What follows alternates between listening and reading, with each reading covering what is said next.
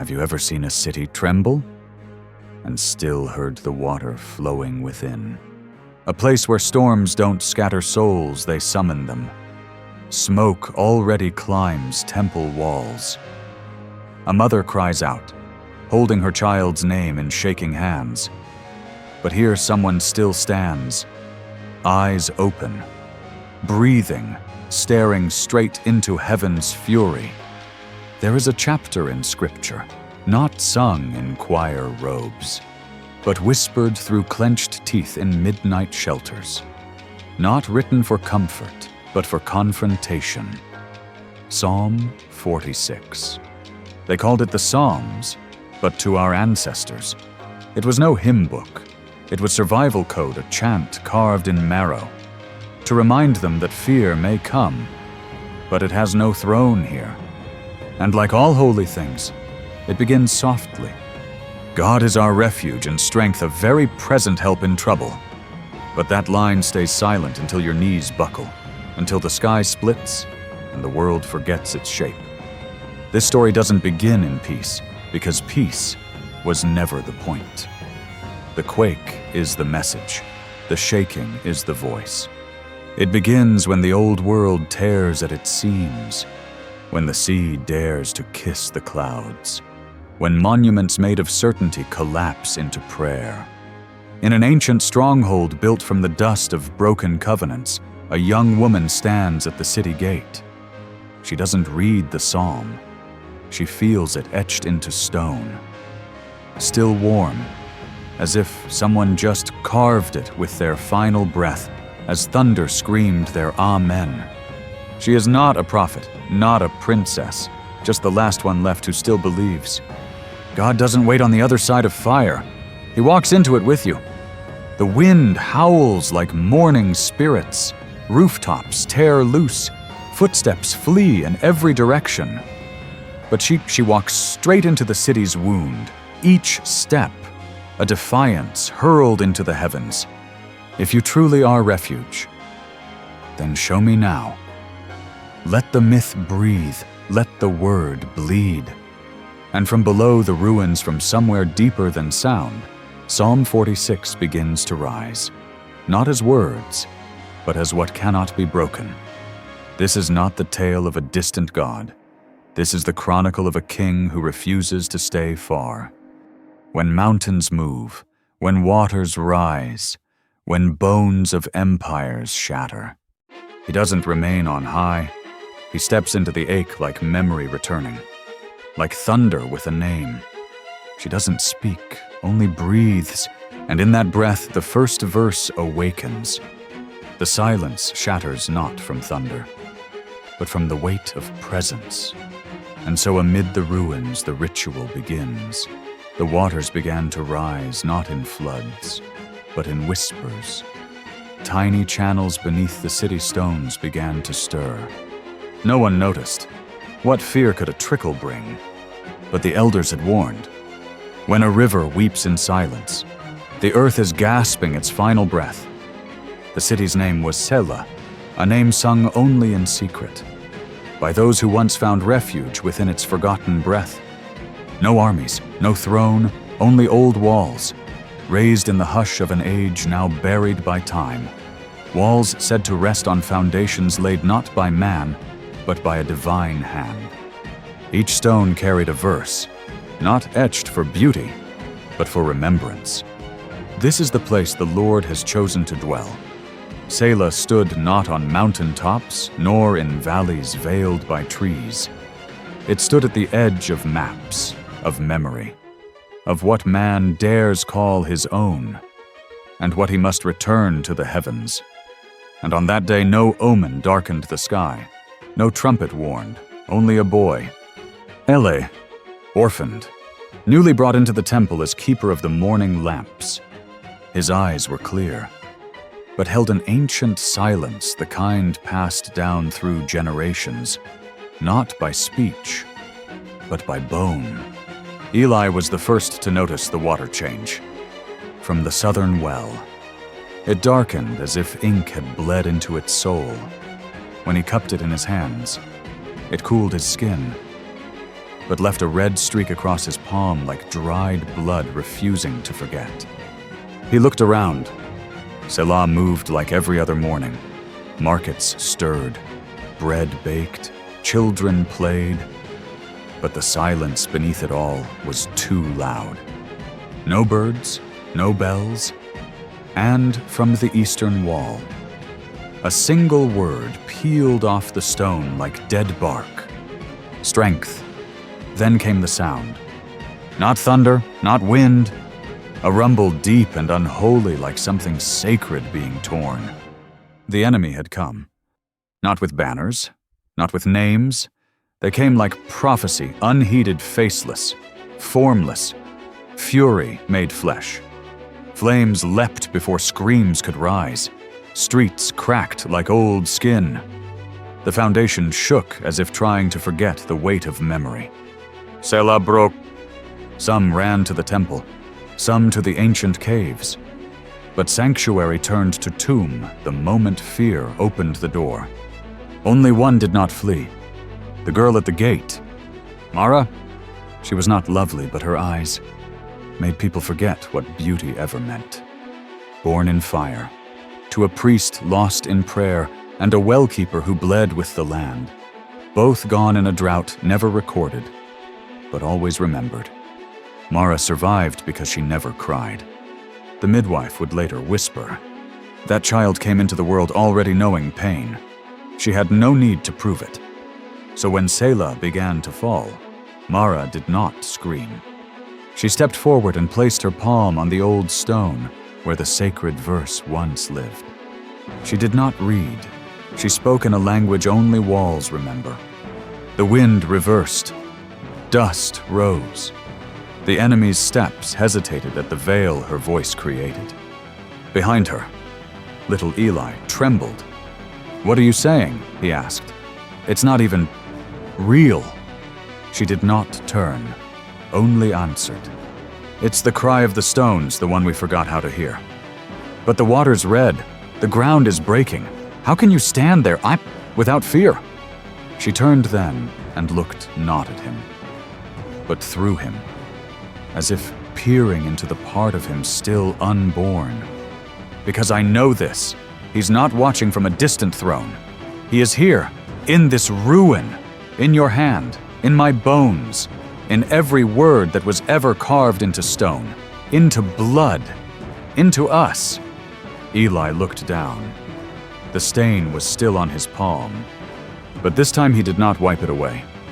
He began to whisper the verses not like a child repeating rules, but like a witness remembering home. The words did not echo. They ignited. Selah was no longer a city. It had become an altar. And in that moment, Psalm 46 became breath. A shield rose not of stone, but of spirit. The winds howled but could not enter. The enemy approached but saw only flame, spiraling like the pillars once promised to the wandering. Mara closed her eyes, and for the first time, she smiled. Not because she was brave, not because she wasn't afraid, but because she knew. The storm was not the end, it was the door. And beyond that door, a king was returning. God is our refuge and strength, a very present help in trouble. No one recited it anymore. They lived it. They stood inside it. They became the verse itself.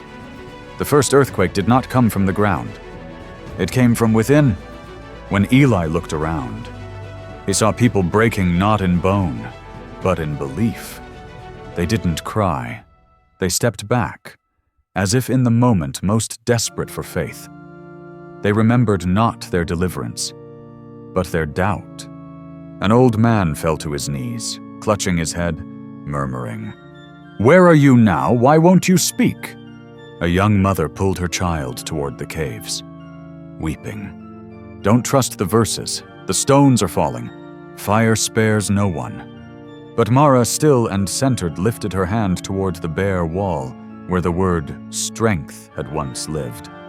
And she said, "Therefore we will not fear, though the earth gives way, though the mountains fall into the heart of the sea."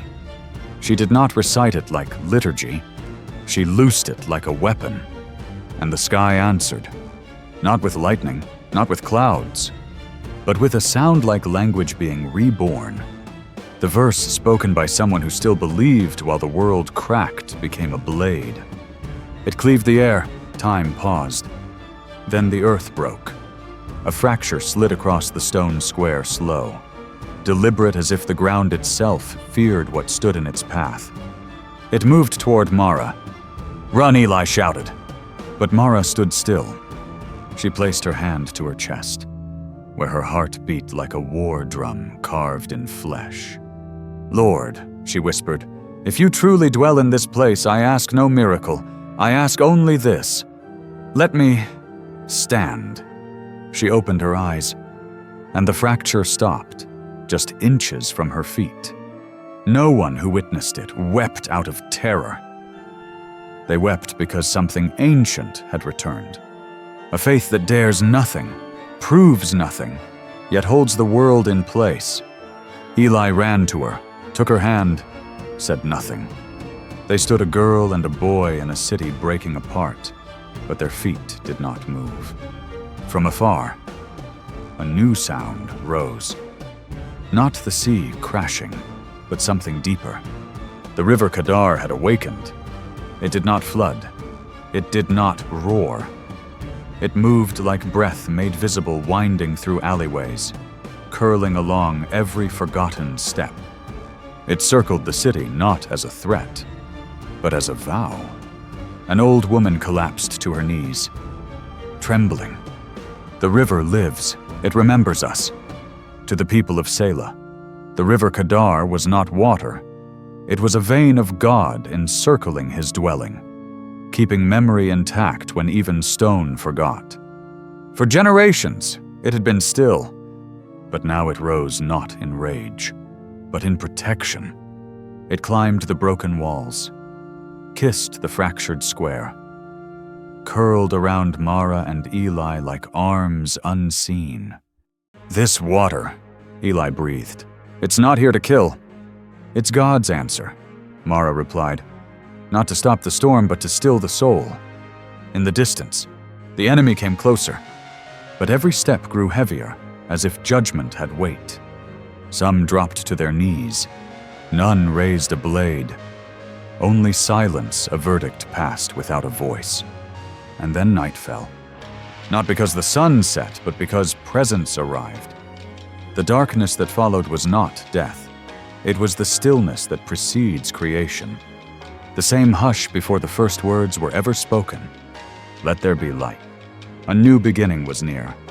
At the heart of Selah, a voice rose, not loud, but immovable, though its waters roar and foam, though the mountains tremble at its swelling.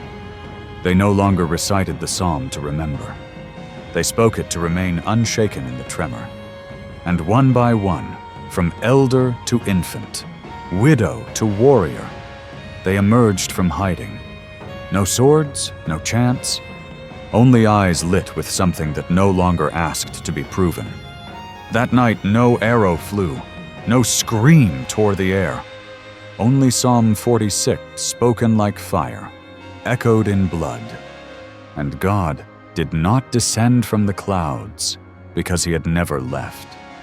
Not from the verse, not from the stone, not from them. Dawn did not arrive in light. It arrived as breath a hush drawn from the bones of the earth, not a sunrise, but a remembering.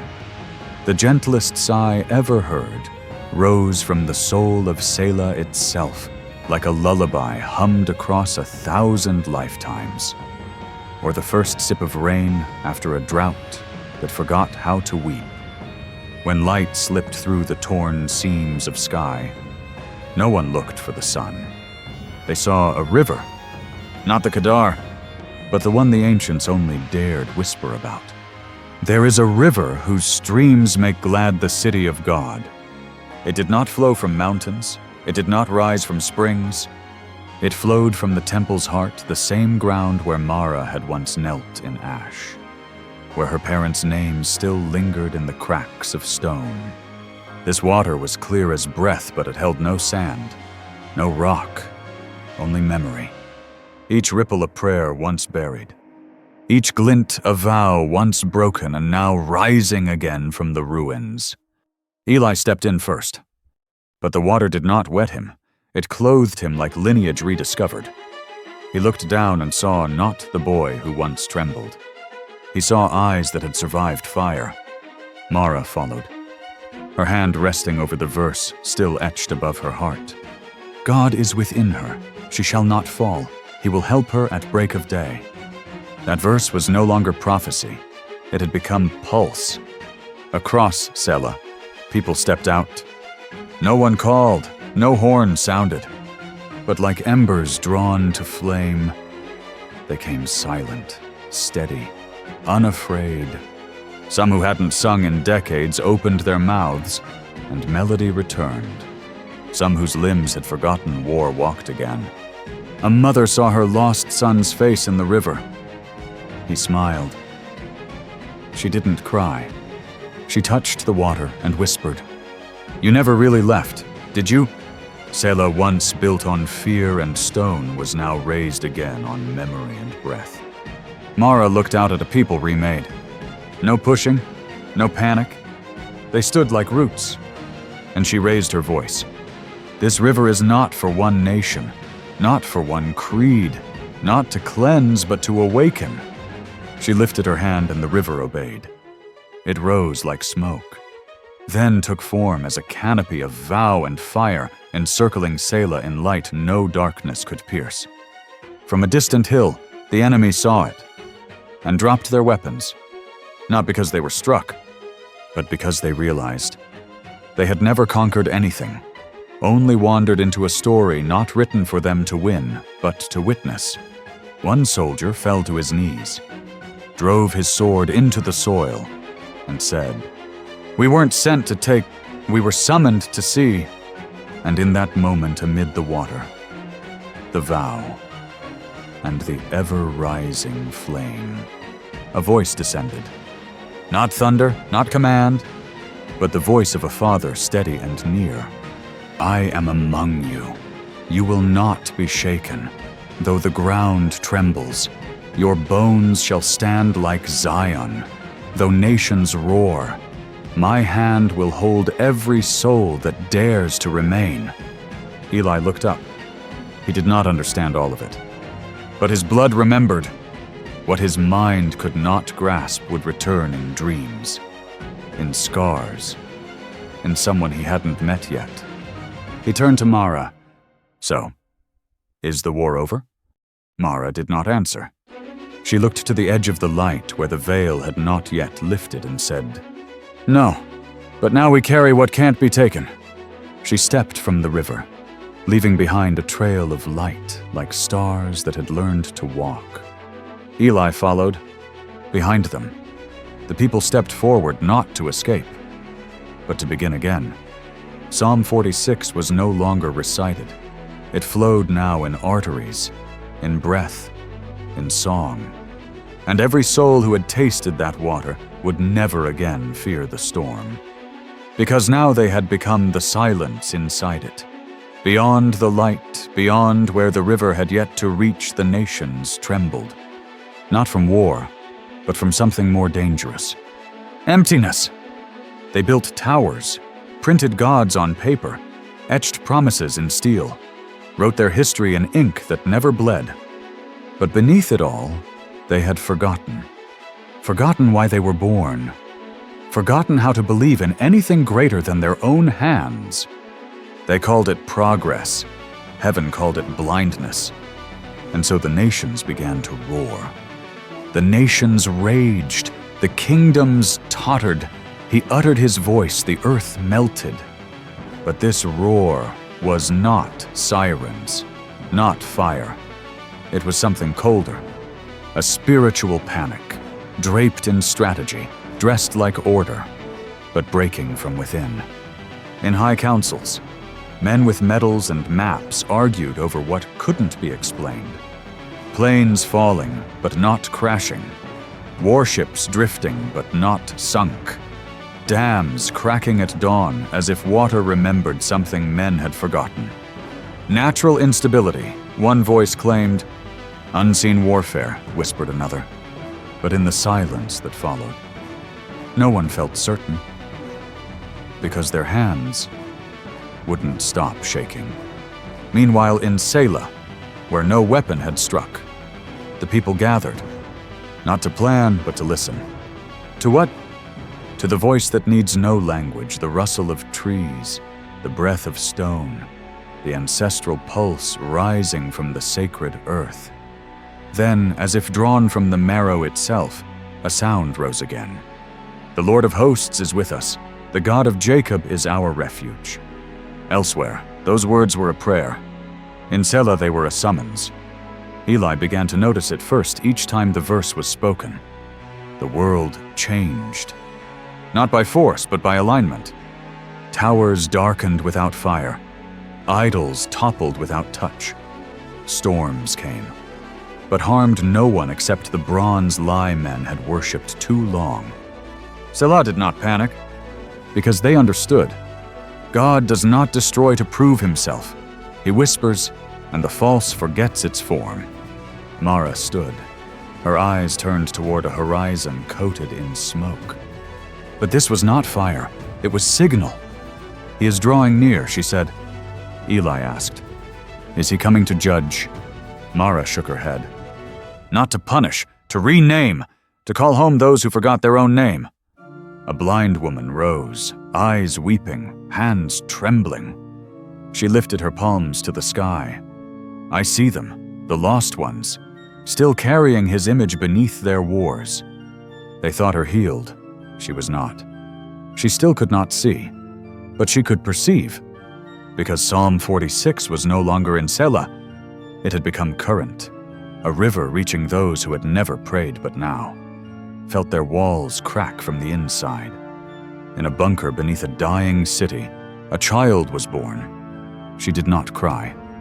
The nurse panicked until the girl opened her eyes and smiled. Her mother, a woman who claimed belief in nothing, held her close and whispered, Someone held you before I ever did.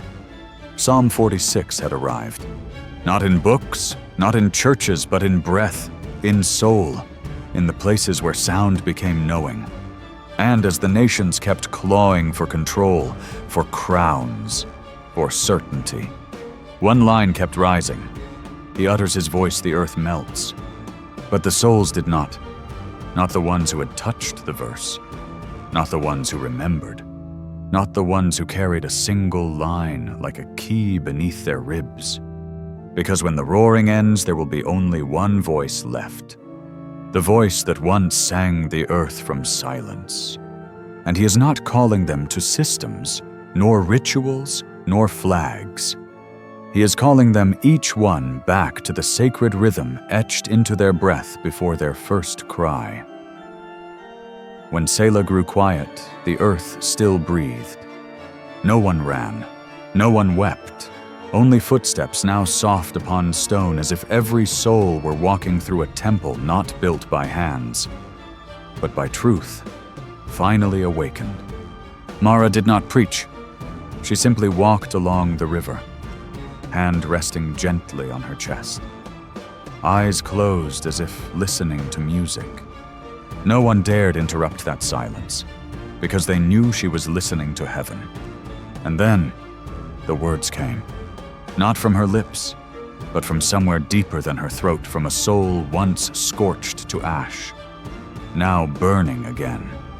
Come, behold the works of the Lord, who has done what is astonishing on the earth.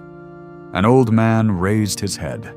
His back had been bent since youth, but now he stood straight. Yes, he said, come and see, not to understand but to remember. Remember who split the sea. Remember who drew water from stone. Remember who saved his people not by sword, but by presence. And from the northern wall of Selah long, hidden beneath moss, and years the words began to appear, glowing dimly like coals in a sacred hearth. He makes wars cease to the ends of the earth. He breaks the bow and shatters the spear. He burns the chariots with fire. Once, these were thought to be metaphors, but now they were being lived. A sword, buried beneath the square for generations, rose then split clean in two. An ancient war chariot, once a symbol of foreign power, burst into flames untouched by any hand. No one screamed, no one applauded. Only a silence remained holy and stunned. Eli gripped Mara's hand. "Is he really doing this?" Mara didn't answer. She knelt for the first time since the river rose. He doesn't need enemies to prove he is strong. He ends war not to be praised, but so we can live in stillness. People began removing their armor. No order given, no decree. Helmets, plates, blades, all set down gently, as if releasing a memory no longer needed. A woman placed her spear on the ground and began to sing. "We do not need blood to remember our ancestors. We only need to touch the water." He gave. That song spread like sacred incense, drawing every heavy soul into its gentle smoke. In a deserted military outpost 3 miles from Selah, an old general laid his hand on a weathered strategy book. He set it alight, not in hatred, but in release. "I lived my whole life to win, but never to understand rest. Today, I surrender. Not to an enemy, but to something greater than myself." The fire rose. It did not smell bitter. It did not curse. It burned like a funeral for a pride that had ruled too long. Selah sat in the dusk. No food, no drink. They were full on wonder. A child asked his mother, "Did God kill all the bad people?" She bent down, held him. "No, God killed the war inside them. The rest is their choice. To live again or die with their old hatred." Beneath the red sky, Eli saw something strange. The ground, once cracked, was blooming. No one had planted, no one had watered, only light and hearts that had softened. Mara whispered, as if to herself. "O you who ran, who struck, who feared, come and see. When God acts, it is not to destroy, it is to disarm the soul." Psalm 46 was no longer something recited. It was in the soil, falling from the trees, flowing in their blood. Selah was no longer an ancient city. It had become a testimony of the impossible. A war had ended with no death. Only pride burned away. And souls, reborn from ash. Everything stopped. Not from weariness, not because it was over, but because he had spoken. No thunder, no catastrophe, no radiant angels forming ranks in the sky. Just a single sentence, a whisper too deep for ears heard only by the marrow. "Be still and know that I am God." It did not travel through air. It moved through time. And every soul, every shard from battles within, paused to listen. Mara lifted her head, though she knelt among hundreds around the river. In that moment she stood alone in a desert of stillness. No sound, no image, just silence holy and vast. She barely dared to breathe.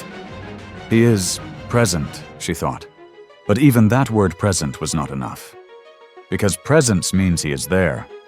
But now he was there. And there was everywhere. A baby, restless in her mother's arms, suddenly stopped fussing. She opened her eyes and smiled. Not from a lullaby, not from a joke, but because she saw a face she had once known, before she was born. A man hardened by violence felt his chest ache, not from illness, but because his heart was too full. He collapsed to the ground, weeping like a child. "Lord, I've lived 60 years and never truly been silent." No one comforted, no one rebuked, because in that moment language fell away. The scholar with 10,000 words had only one breath. The reader of thousands of books had only silence left. The theologian with decades of argument for the first time, had nothing to say. Psalm 46 had reached its core. Not by logic, not by miracle, but by a moment without anything except him. Be still was not the silence of ears. It was the surrender of self. No more proving, no more debating, no more defining what is right, what is wrong. Only one truth remained. He is God, and I am covered in that truth. Eli stepped beyond the gathered crowd. He didn't know why. His feet simply moved as if someone tugged gently. He approached a bush growing by the river's edge, unnoticed by all. But there, fire. Not raging, not consuming, just burning quietly, like a promise never forgotten. He knelt, asked nothing.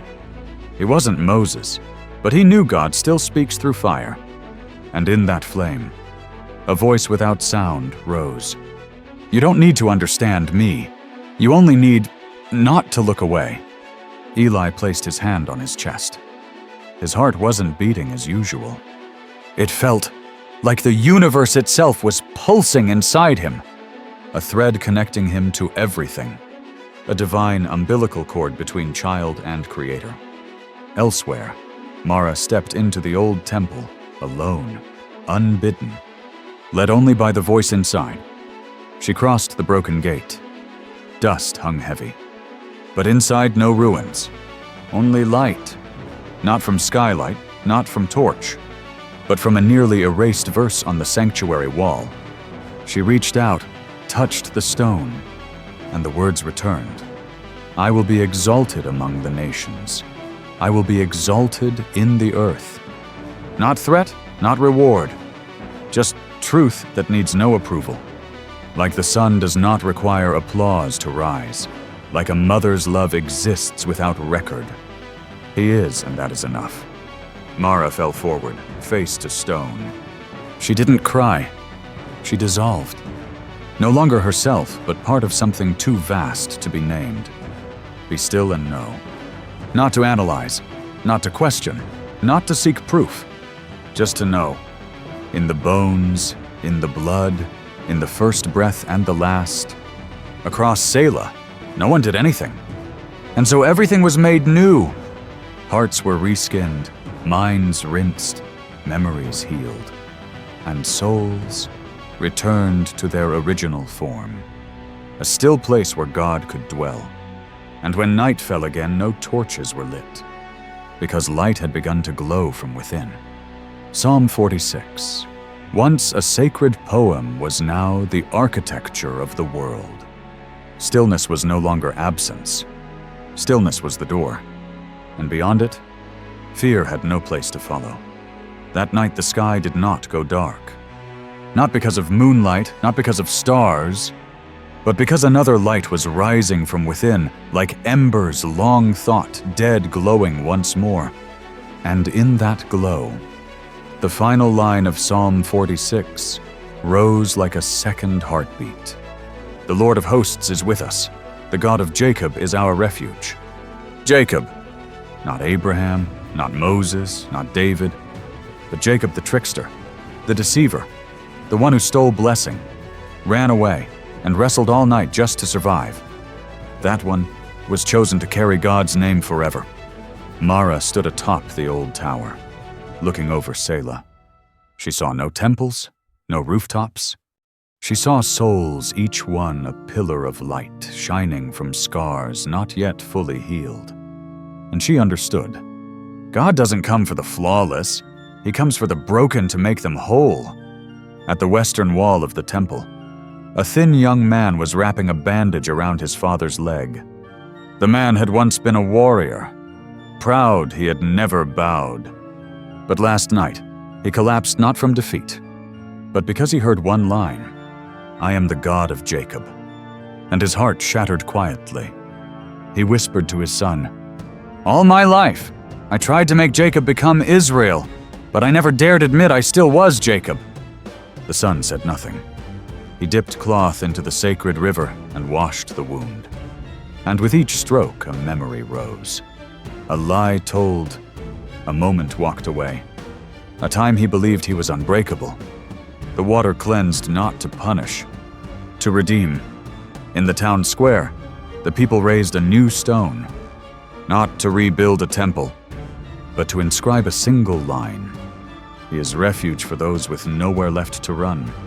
A girl, once a prostitute, was asked to carve the first word. Her hands trembled, but no one laughed, because everyone in Selah knew the God of Jacob never rejects those with pasts. Eli sat by the river, drawing circles on the surface, but inside he was asking his name for the first time. "Eli," he whispered, "son of who, bearer of what, am I enough for God to walk with me?" And in the water, he saw an image. A man stooped, limping, leaning on a broken staff. Each step left a mark of blood, but he smiled, and he kept walking. And a voice rose from the river, neither male nor female, only grace. "Because you limp, I walk beside you. Because you stray, I place my footprints next to yours." Eli asked no one. He understood. Jacob wasn't chosen for strength. He was chosen because when nothing was left, he held on to God and didn't let go. A little orphan boy ran to Mara, clung to her leg. Do you think God dislikes people who don't have parents? She knelt, lifted him, pressed her hand to his chest. Did you know Jacob was alone in the night, and that's when God came, not to comfort, but to wrestle until he bled and became real? The boy didn't understand it all, but he rested his head on her chest and slept as if, at last, he had found a mother in the arms of heaven. That night, Selah held no parade, no torches, no celebration. Only the scarred stood in silent rows and spoke the final verse again, as if etching it into new blood. "The Lord of hosts is with us. The God of Jacob is our refuge." And as the words rose, the sky split, not to cast others down, but to let truth shine directly into the hearts of those who thought they weren't worthy. From that day forward, Psalm 46 belonged not to the strong, not to the prophets, not to kings, but to the Jacobs of this world, the limping, the liars, the fugitives, the fallen who dared to rise and weep in the arms no one else could see.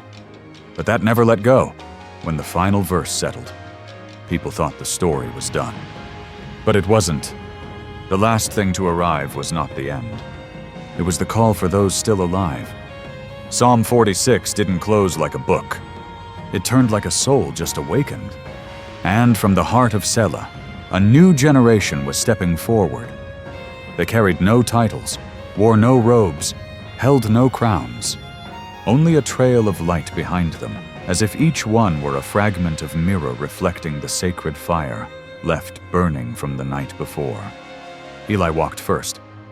He was no longer a child tending lamps. He was the flame, and in his eyes no more confusion.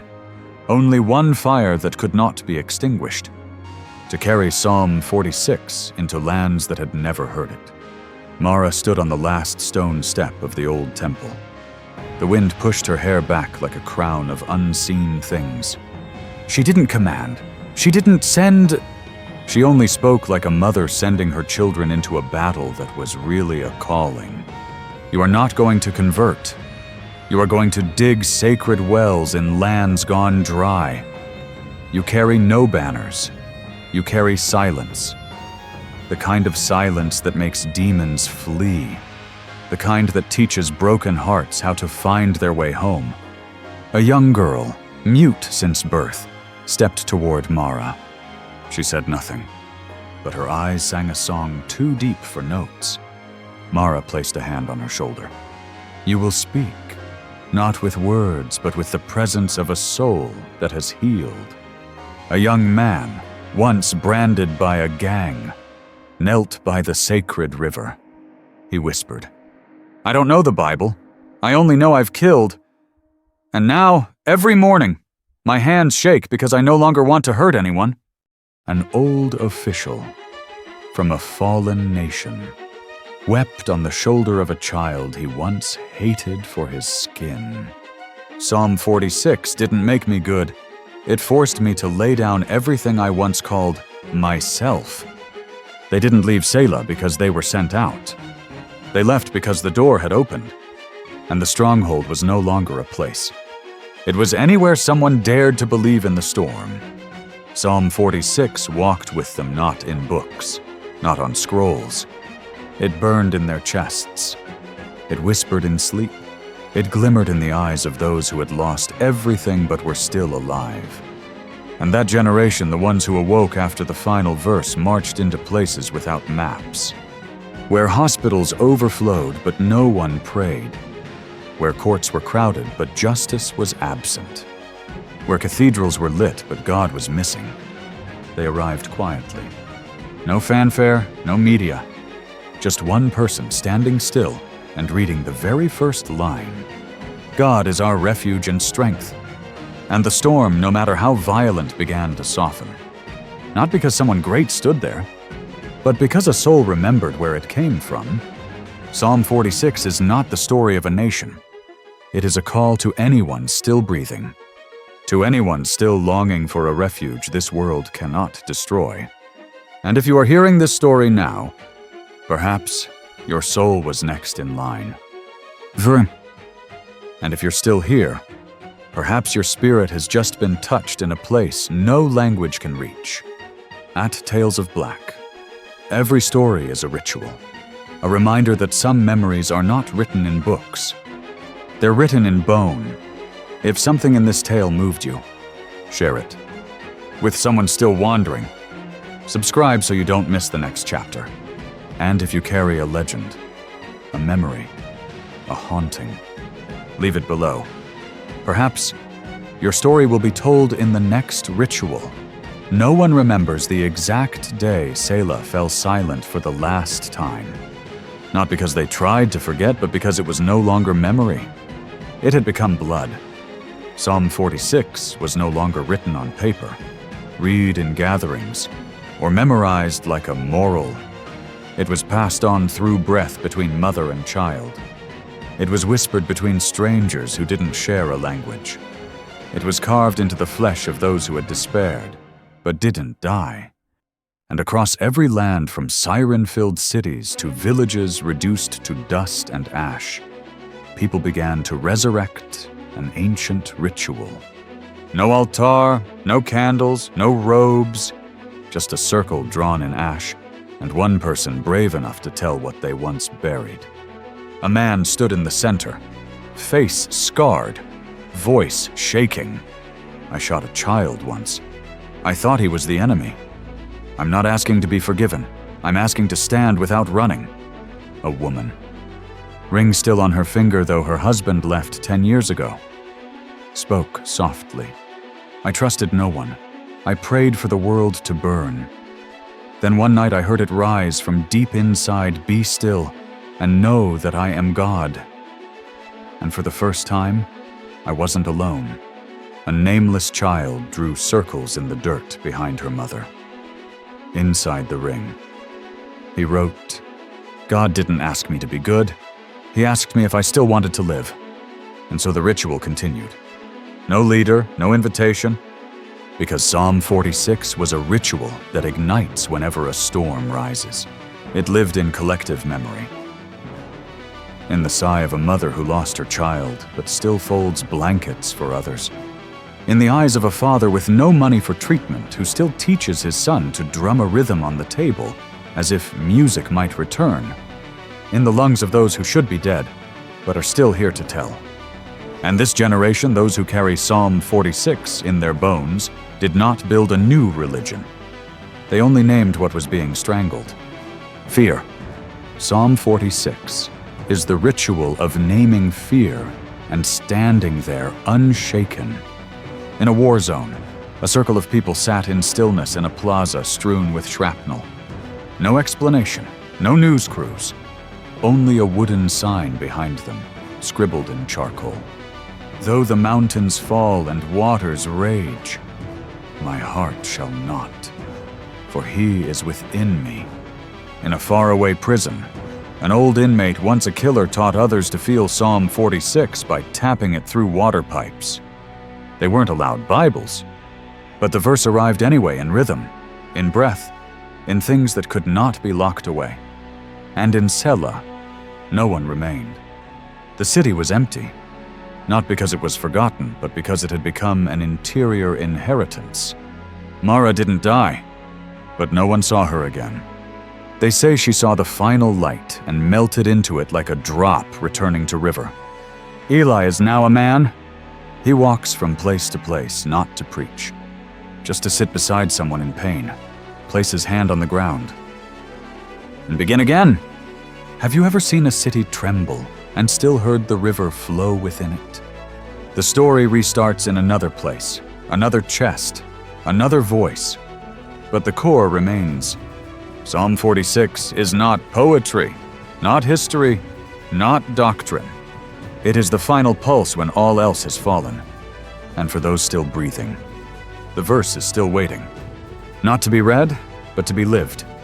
To be confirmed by blood, preserved by scars, lifted like an offering from the last tear of a still beating faith.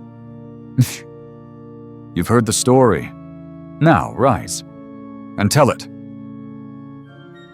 And if you're still here, perhaps your soul has just been touched in its deepest place. At Tales of Black, every story is a ritual. A reminder that some memories aren't kept in books. They're kept in bone. If this story moved you, share it with someone still wandering. Subscribe so you don't miss what comes next. And if you carry a legend, a memory, or a haunting, leave it below. Perhaps your story will be the next ritual.